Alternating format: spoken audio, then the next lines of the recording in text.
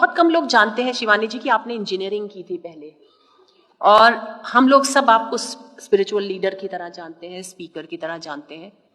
Engineering करने के बाद कैसे आपने सोचा कि आपको स्पिरिचुअलिटी की तरफ जाना है, कैसे अपने आप को प्रिपेयर किया और कैसे आप दूसरों को फिर मोटिवेट करने लगी?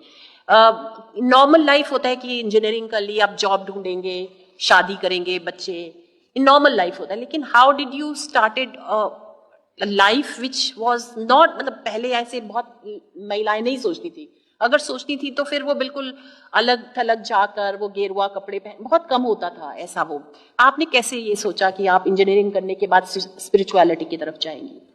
एक बहुत बड़ी मिथ है, और वो मिथ ये है कि स्पिरिचुअलिटी बाकी जीवन से अलग होती है। सो हमें लगता है हमें इसको छोड़ा और फिर इधर चले गए। तो ज़्यादातर लोग पूछते हैं आपके जीवन में कुछ हुआ था?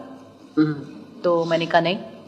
ऐसे कैसे, कुछ तो हुआ होगा। मैंने कहा नहीं, सब ठीक ही था, फर्स्ट ही आती थी क्लास में हमेशा, जीवन में उस टाइम वही सिर्फ इम्पोर्टेंट हुआ करता था, और इंजीनियरिंग भी ऑलमोस्ट उसी लेवल पे ही क्रॉस कर लिया था।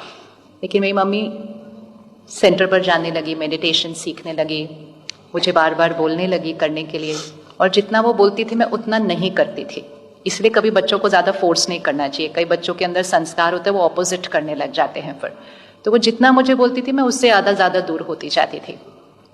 लेकिन फिर उन्होंने मुझे बोलना बंद कर दिया।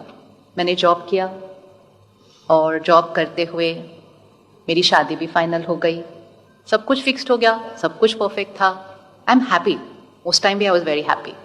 और फिर लेकिन मेरी मम्मी को था कि जो उनको इतना अच्छा कुछ मिला है वो मुझे भी मिल जाए।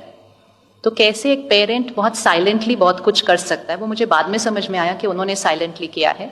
तो वो मेरे लिए मेडिटेट करती थी कि मुझे ये रास्ता समझ में आने लगे।